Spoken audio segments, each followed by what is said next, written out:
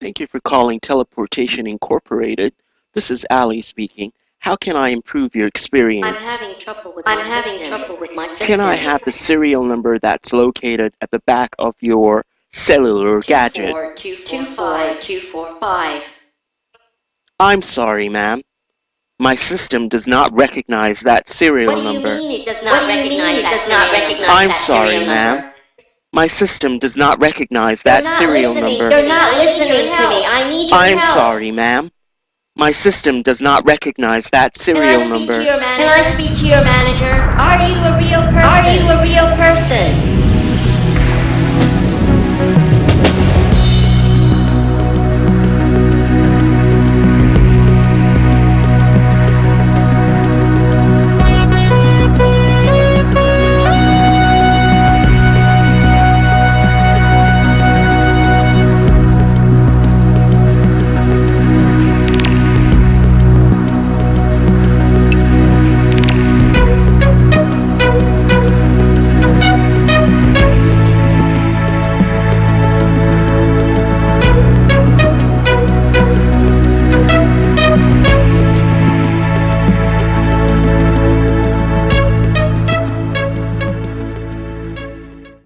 Mirage Records Canada congratulates Ali Hugo on the success of the Time Machine project. Now, since the release of the first single, This Love Is True, which made it to #1 on various global indie charts, Hugo has delivered total sales beyond our wildest expectations. Ali, everyone here at Mirage congratulates you on the chart successes and total downloads and streams, and both the team here in Canada and Mirage Europe are proud of you. The executives at Mirage want you to know that we're looking forward to further commit to our relationship with you. So congratulations once again and happy holidays.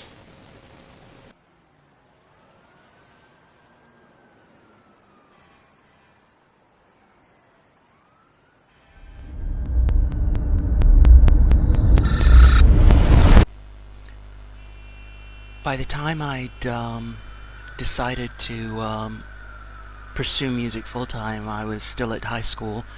I was happy at high school. I mean, my ultimate goal was to transfer to French immersion, and I just had this burst of inspiration where I started writing songs, and they all came at one go. I liked studying in Toronto, and the good thing about studying with the Toronto School Board was during summertime I could go to all these different summer schools, whether it was Monarch Park or Central Tech. I got to interact with students from all over. By the time I had finished writing all those songs, though, I was really ready to leave school, and I couldn't wait to graduate and meet up with other musicians. So it was at that time that I hooked up with Twice Shy Productions.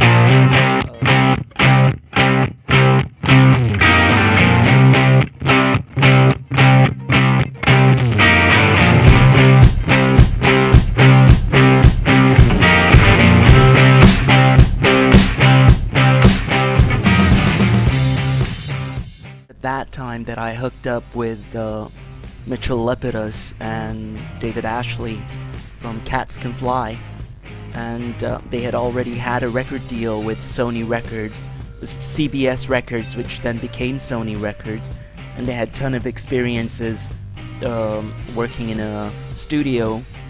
The best thing about working with those guys was that they gave me a chance to learn from them.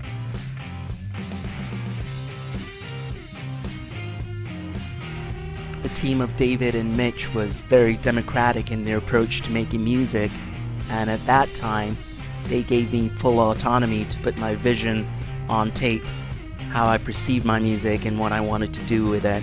So I was very lucky to get a chance to work with those guys.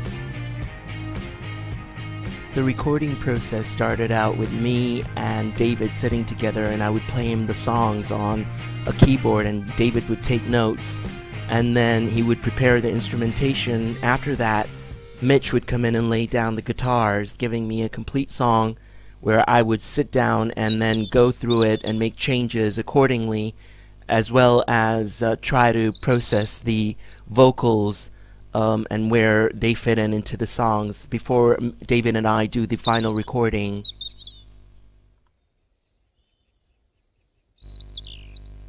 Maple, Ontario, where Twice Shy Production Studios are located, is a really nice place to live in. But because I lived in downtown Toronto, the bus ride up there at times felt quite long, especially during the winter.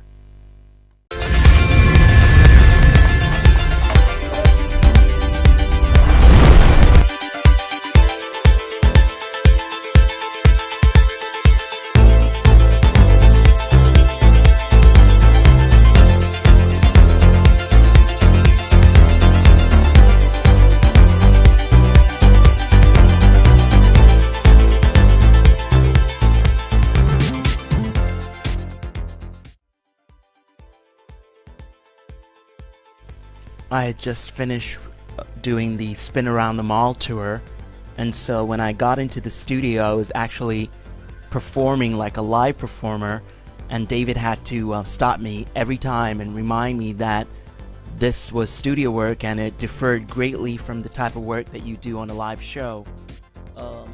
What was really exciting about working at Twice Shy Production Studio was not the equipment.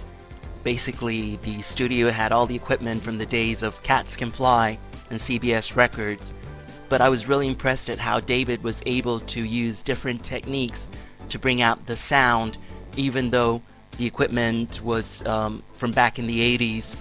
I absolutely learned quite a lot on how to do my own music production later on. A really important technique which I learned at Twice Shy Production Studios was trying to anticipate the mastering process before it occurs. So while you're laying down the groundwork, the foundation of the song, you actually try to catch all the nitty-gritties that would basically pose problems for you when you're doing the mastering of the song, the final mastering.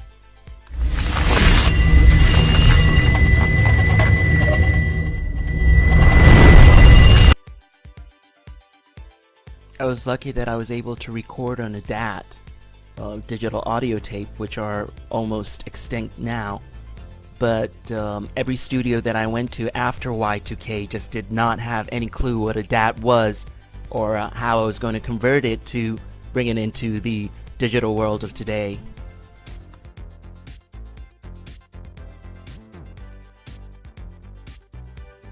Music direction, I found myself to be in a kerfuffle because in the 90s it wasn't cool anymore to listen to groups like Toto or Boston or REO Speedwagon, and those were groups that had really inspired me both as a singer, musician, and songwriter. So I felt that the project itself had, transported me to a time where all those groups were really appreciated. Although I'd call the music Time Machine many years later, at the time when I was actually recording the music, I did feel that I was time traveling between the 70s, 80s, and coming back to the 90s, and eventually I'd also time travel to the future to where we are today, into the digital world of iPhones and iTunes and Apple Music and Spotify and Deezer, the digital world of music today.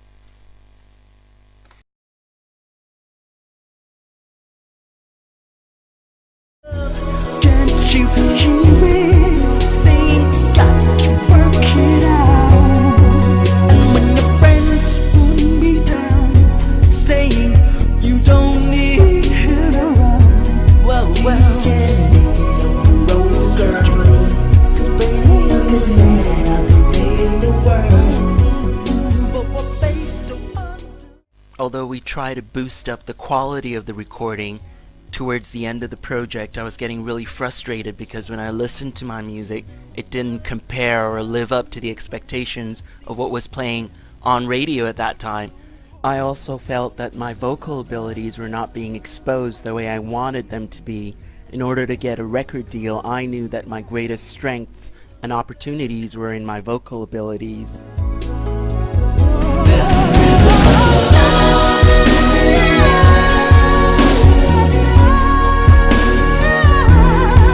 Remember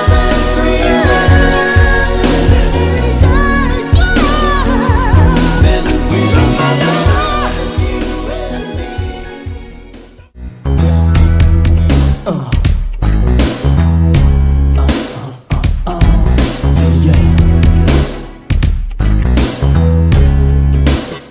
He said, little brother, don't you give a damn about what they say, it's just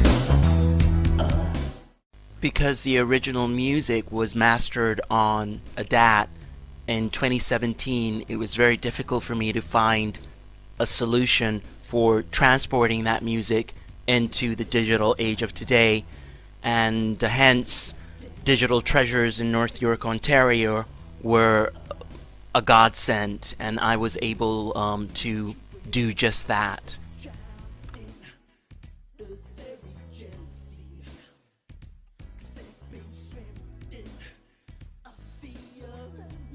After I got the files back from Digital Treasures, I had to sit down and really come up with the different softwares that I was going to use to personally create a sound engineering process that was unique for the transportation of the music. So to get a clear, crisp sound, I started off with the RX-7, which basically was a game changer in assisting me to intelligently detect noise, clippings, clicks, and I was able to do a lot of music rebalance with the vocals not loud enough, or drums that were too loud, or I felt that I needed to do boosting in my mixes. All of that was the perks that I got from using the RX-7. yeah, yeah. Come on, you got time. There comes a time when you take a stand, be the son of my father. From a boy to a man.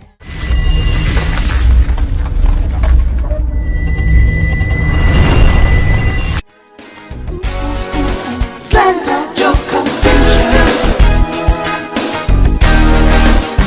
Mother Nature, speak to me.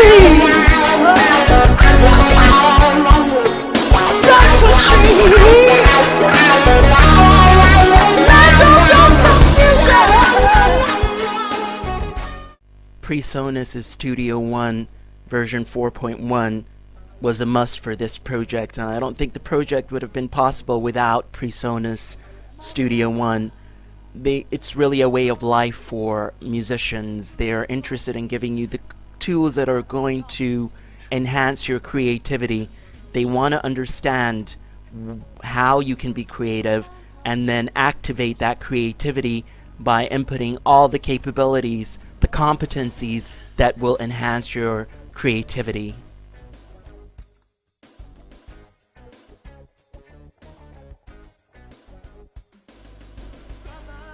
So PreSonus gave me the capability for better integration for external processors.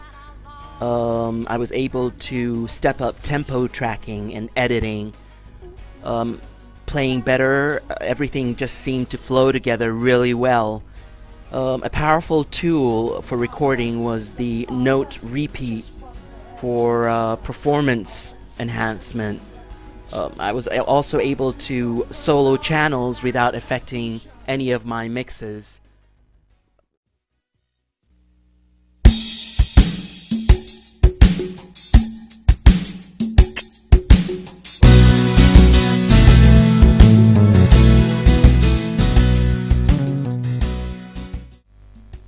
Although Digital Treasures had done a great job in teleporting the music from the 90s to 2017, 2018, I still felt that I needed a certain je ne sais quoi to polish up the sound, so I started processing the sound in Digital Performer 9.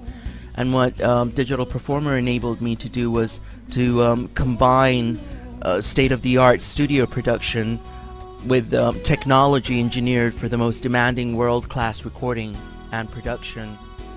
And then by using Digital Performer, I was able to clarify my automation data using the automation lenses feature. And what it does is it allows your mixes to breathe with the musical ebb and flow of the track. The automation lens display each type of automation data like volume, pan, plugin settings like filter cutoffs in their own lane below the parent track, giving you the clarity you need to perfectly dial in your automated mixes. So at the end of the day, it displays any type of automation data you wish for audio tracks, instrument tracks, and MIDI tracks.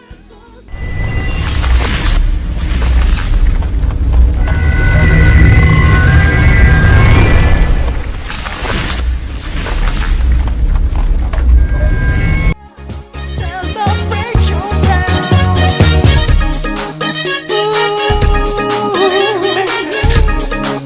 Shake it, break it, break it, make it, make it.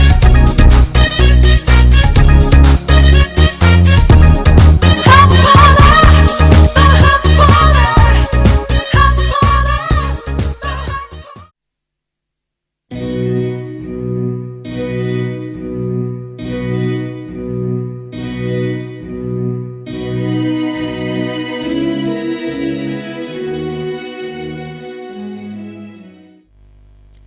After 10 years of time out, I was back in the recording studio, and the result was New Generation's Farhan.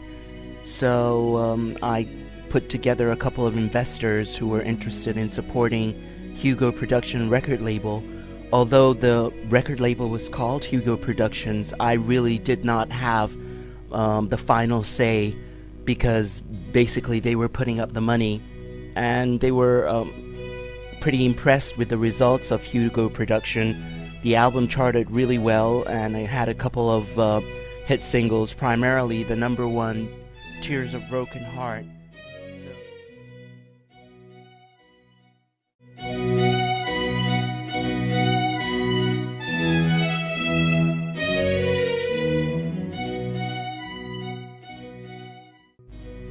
Everybody at Hugo Production was really excited about the prospect of working on a new project, and when I had told the decision makers that I wanted to time travel back to the 90s to work on those songs that I had recorded back in the day, they were just not too enthusiastic about it. What they were really concerned about was the fact that the tracks had songs from every genre, and it would be very difficult to promote those songs on radio. And I just didn't see it that way, and so I said, if nobody's going to support me, we might as well just call it quits, and that's what I did. Getting a deal with Mirage Record wasn't an easy grab. They gave me an EP release deal and were only considering releasing 4 tracks to test the market. Basically, I knew that after I had finished this project, I would be out there looking for another record deal again, so it was essential for me that the project really did well and outperformed anything that I had recorded in the past. Numbers were really important. I had to deliver figures in terms of sales and streams.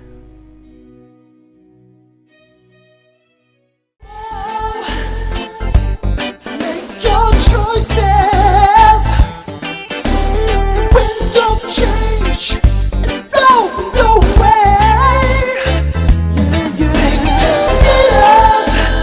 Hear people's voices. They got stronger.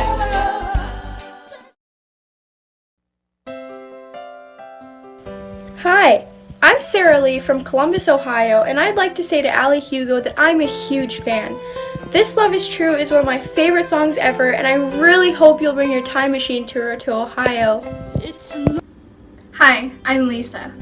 The first time I heard Ali Hugo's music was on an indie station in Pittsburgh, so I went to Hugo's website and I ordered the Time Machine CD. Thanks for the music, Ali. Take a chance of love. Music labels have to deal with the competitive waves of indie artists who are using innovative promotional strategies to capture the Australian music market. One such artist is Ali Hugo, who made his Australian debut on Australia's Banks radio station with the global #1 hit song This Love Is True. Musician and singer, songwriter, Ali Hugo. That was Ali Hugo right there out of Canada. Good stuff. I love it. Daisy House. Suspicious Minds. You're listening to Michelle Wood on Phoenix 98 FM. Now we've got brand new music coming up here. Even more brand new music than you can shake a stick at. We've got a track. I played this on Monday. It's by Ali Hugo, who is a singer from Canada.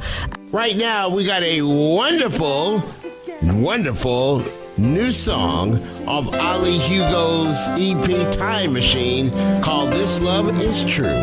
Check it out right now at Kiss 104.7. Is Ali Hugo and what he calls Time Machine right here at the Kiss station, Kiss 104.7. It's an amazing song. Next up, we got Ali Hugo from out of Ontario, Canada, doing a tune called This Love Is True.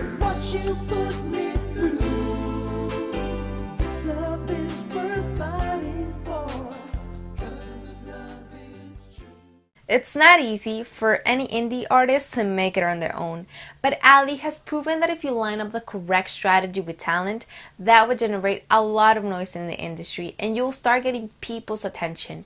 It's fascinating, really. Hugo certainly got my attention.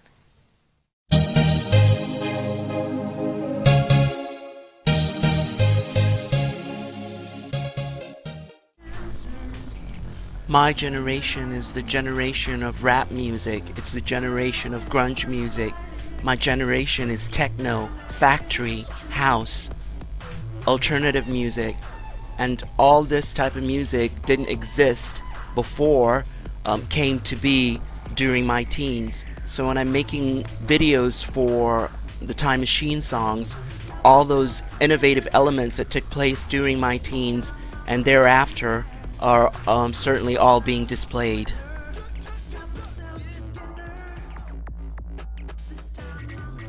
As an indie artist, people are always asking me why I'm still trying to get a record deal when I can do so much on my own. But the sad reality is that if you don't have that powerful backing that pushes your music to the forefront, you're not going to achieve the kind of status that I want to achieve. And so when I go to record companies these days, they're looking for more than just talent. They're looking for someone who is able to do it themselves, produce music, write music, perform music, put up a tour together, and also direct and produce their own videos. And so there is an element of trying to impress the big shots out there in my videos, certainly. My generation is also the generation of Silicon Valley, Microsoft Windows, Google, Apple iPod. And so when I'm making videos, I try to use the editing softwares in ways that are really innovative, non-repetitive, and intricate as possible.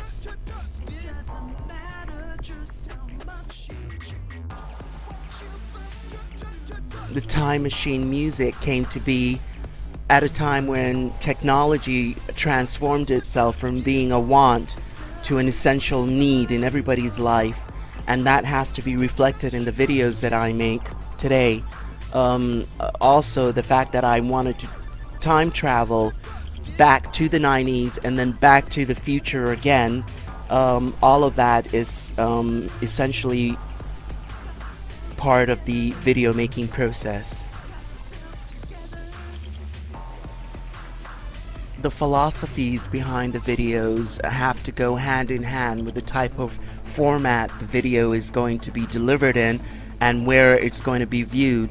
So social media has an important role to play for promoting videos on Facebook, Instagram, and Google+. All of these are taken into consideration when I'm editing and actually creating the video, resolution, content, and how sound is going to be more effective in the type of media that it's going to be promoted in.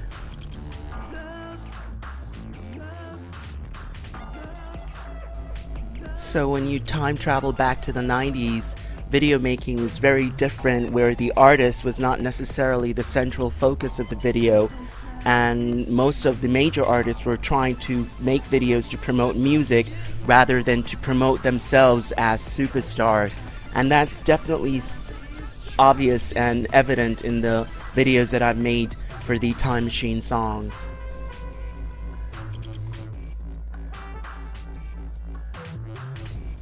Apart from Land of Confusion and Language of Love, most of the songs on the Time Machine EP are love songs, so I really didn't have to tackle any political or social issues in the video making process. But love is undervalued, and there are many ways to express love, and it can be challenging to come up with, the exact type of emotions that you want to express through love. Shakespeare has done it through theater, and so many other people try to do it through music, but to combine music and visual art form to express love in a challenging and innovative manner can also lead to a great sense of satisfaction. Ali Hugo, he has all his mother's talent and more. He writes the most beautiful songs, his music you can listen to and enjoy and relax, and takes you to another world. Hey, Ali Hugo! Mwah! I will sing it for you.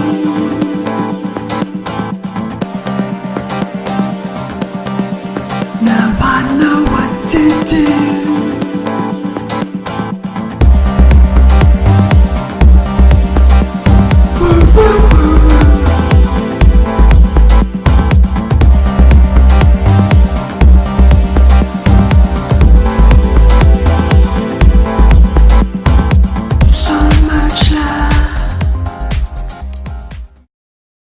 Please contact your reseller to obtain an accurate, recognizable serial number. Thank you for calling Teleportation Incorporated. Goodbye.